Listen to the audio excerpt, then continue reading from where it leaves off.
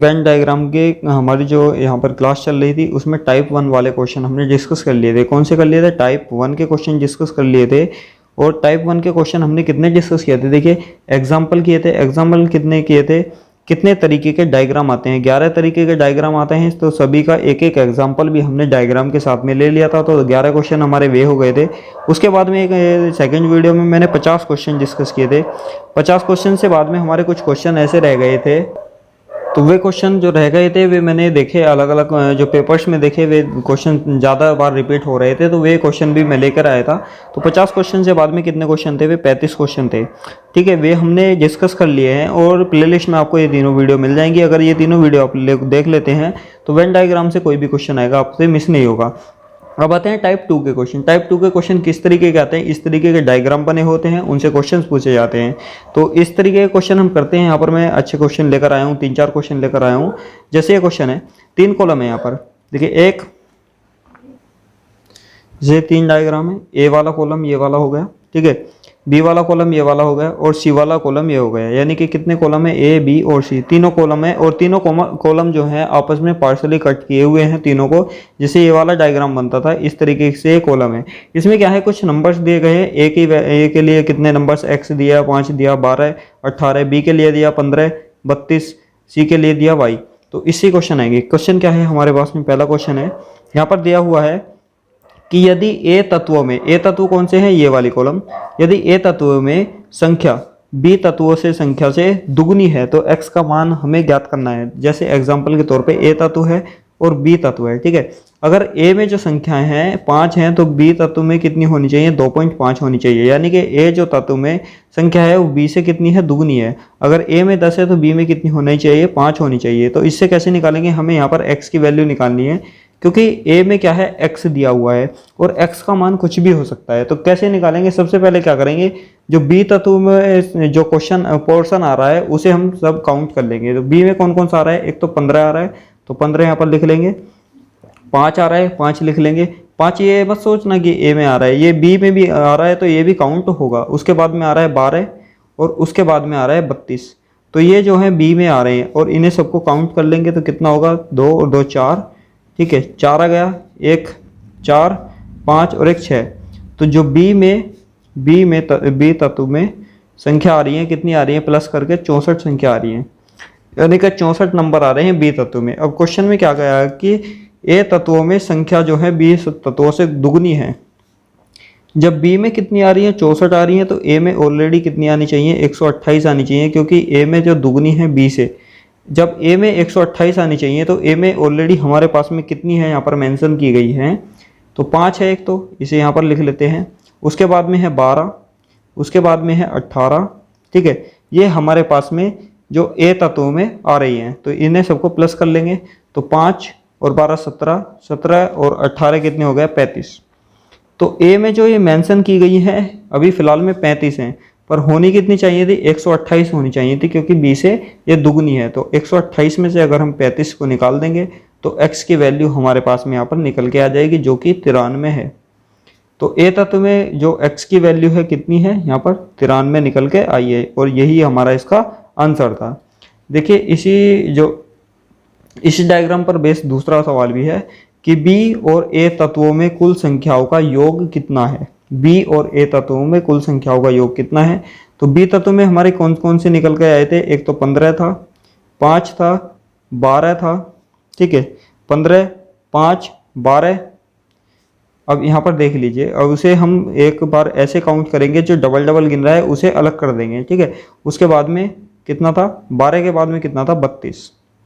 32। ये थे हमारे बी तत्वों के। ए के कितने थे?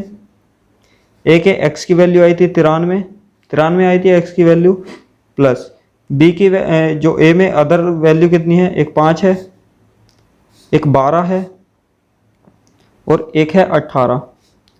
ये है।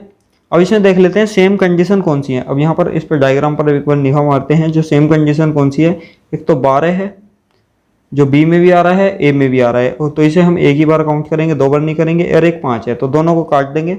यहाँ पर आकर हम दोनों को इन्हें काट देते हैं। कौन कौन से को? एक 12 को काटते हैं, एक 5 को काटते हैं, क्योंकि ये पहले ऊपर आ चुके हैं। अब इन्हें जोड़ लेते हैं तो कितना होगा? 15 और 12 27, 27 और 12 सॉरी 27 और 32 कितना हो गया 59। तो 59 तो निकल कर आए हैं बी में, और ए के जोड़ लेते हैं। ए में कितने निकल कर आ रहे हैं 93 और 18। 93 और 18 कितने आ गए 111, और इन दोनों को जोड़ेंगे 111 में 59 जोड़ेंगे तो कितनी वैल्यू निकल कर आएगी 0, 5 और 1 6 और 1 7, 170 यहाँ पर इसका मान निकल के आएगा। तो पहले क्वेश्चन में ये 2 ऑप्शन थे, दोनों हमने कर लिए। अब आते हैं दूसरे डायग्राम की ओर। दूसरा डायग्राम इस तरीके का दिया हुआ है। यहाँ पर ये हमारा जो स्क्वायर हो गया, ठीक है, यहाँ पर हो गया रेक्टेंगल हो गया, ट्रायंगल हो गया, और उसके बाद में हो गया ये वर्ग हो गया, सॉरी वृत्त हो गया, यानी कि सर्कल हो गया। अब इसमें कुछ नंबर्स दिए गए हैं और इनके कुछ क्वेश्चन हैं, तो कैसे करेंगे। सबसे पहले देख लेते हैं पहला क्वेश्चन क्या गया कि वह कौन सा अंक है जो सभी आकृतियों में है। अब इसमें यह देखना है कि एक नंबर ऐसा होगा जो सभी आकृतियों में आ रहा है। तो देख लेते हैं डायग्राम में। देखिए ये सिंगल में आ रहा है तो इसे काट देते हैं, ये 2 में आ रहा है इसे भी काट देते हैं, ये 3 में आ रहा है इसे भी काट देते हैं, क्योंकि आकृति है हमारे पास में 4, तो चारों में नंबर आना चाहिए। ये भी नहीं आएगा, ये 2 में ये भी नहीं आएगा, ये भी नहीं आएगा, सिंगल है, ये भी सिंगल है, और ये 2 में ये भी नहीं आएगा, और ये कितने में 3 में ये भी नहीं आएगा। तो ऐसा कोई सा नंबर है नहीं।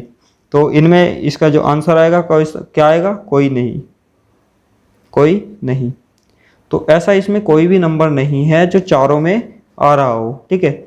अब इसके बाद में आते हैं कि 2 आकृति में मौजूद अंकों का योग, वे अंक निकालने हैं जो 2 आकृति में आ रहे हैं। तो 2 आकृति में कौन कौन से आ रहे हैं। एक तो देखिए 4 आ रहा है, तो 4 को लिख लेते हैं प्लस 2 आकृति में और कौन सा आ रहा है। 2 आकृति में देखिए एक 6 आ रहा है, कौन सी में आ रहा है, एक तो इसमें आ रहा है गोले में आ रहा है, और एक त्रिभुज में आ रहा है, तो 6 को भी जोड़ लेंगे प्लस। उसके बाद में 2 आकृति में कौन सा है, एक 8 है, 8 को जोड़ लेंगे प्लस। और देखते हैं और कोई सा है या नहीं है जो 2 आकृति में आ रहा हो। ये 9 नहीं आएगा, ये 3 आकृति में, ये भी नहीं आएगा, तो यही है, इन्हें हम जोड़ लेते हैं। क्या आएगा 8 और 6 14, 14 और 4 18। और देख लेते हैं और कोई सा नंबर है या नहीं है जो 2 आकृति में आ रहा हो, ठीक है, और कोई सा नहीं है, तो इसे जोड़ लेते हैं। तो कितना आएगा यहाँ पर 18 आएगा, इसका राइट आंसर 18। इसके बाद में आते हैं, देखिए यहाँ पर दिया है कि 3 आकृति में मौजूद अंकों का गुणा। 3 आकृति में मौजूद अंकों का गुणा निकालना है कि ऐसे कौन से नंबर हैं जो 3 आकृति में आ रहे हैं। तो 3 आकृति में कौन सा आ रहा है, एक तो 3 आ रहा है, क्योंकि ये देखिए त्रिभुज में भी काउंट हो रहा है, इसमें स्क्वायर में भी काउंट हो रहा है, और सर्कल में भी काउंट हो रहा है। तो एक तो हो जाएगा 3 और एक हो जाएगा 9। एक क्या हो जाएगा 3, एक हो जाएगा 9, तो दोनों का गुना करेंगे तो कितना आएगा 27 आएगा। इसके बाद में क्वेश्चन है कि केवल एक आकृति में मौजूद अंकों का योग, केवल एक आकृति में मौजूद अंकों का योग।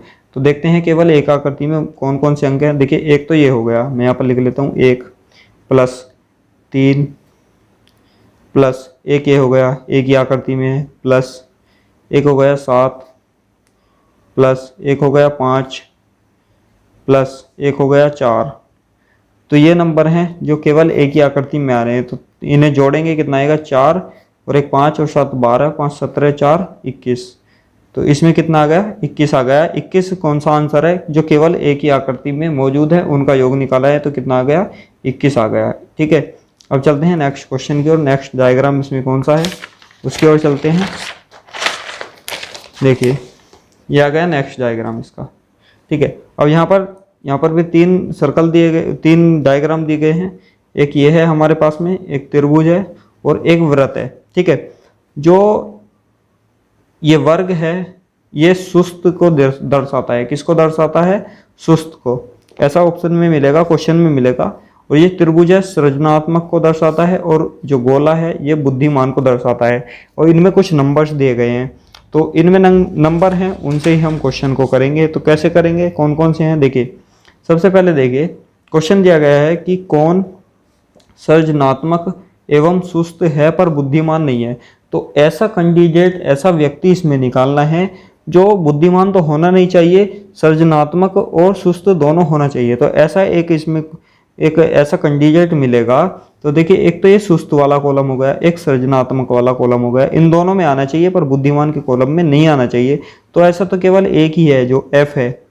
एफ है, देखिए इसमें भी आ रहा है और त्रिभुज में भी आ रहा है। ई को हम काउंट नहीं करेंगे क्योंकि इसमें बुद्धिमान वाला पोर्शन में ई आ रहा है, तो इसलिए इसका राइट आंसर क्या हो जाएगा, एफ इसमें राइट आंसर हो जाएगा। उसके बाद में है कि कौन बुद्धिमान है पर सुस्त नहीं है। अब ये निकालना है कि कौन तो बुद्धिमान है पर सुस्त नहीं है, यानी कि बुद्धिमान वाला कॉलम होना चाहिए, सुस्त नहीं होना चाहिए। तो कौन सा है? केवल बी है, जो बुद्धिमान है सुस्त नहीं है, बी है। और इसमें और भी देखते हैं और भी है या नहीं है। देखिए इसके साथ में, इस क्वेश्चन के साथ में दो कंडीशन होती है।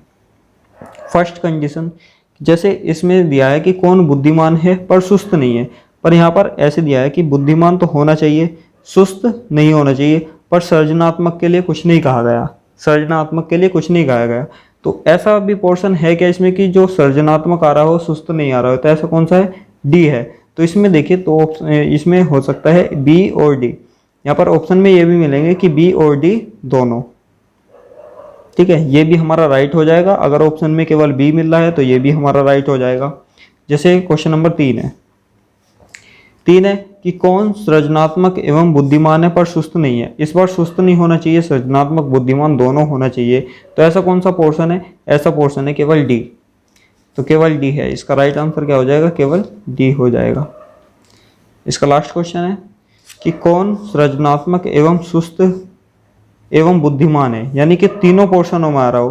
देखिए सृजनात्मक भी आ रहा हो, सुस्त भी आ रहा हो, बुद्धिमान भी आ रहा हो। ऐसा कौन है? देखिए जो इसमें भी आ रहा हो, इसमें भी आ रहा हो, इसमें भी आ रहा हो। तो ऐसा तो केवल एक ये है ई, तो एक केवल इसमें क्या है? ई है। तो इसका राइट आंसर क्या हो जाएगा? ई हो जाएगा।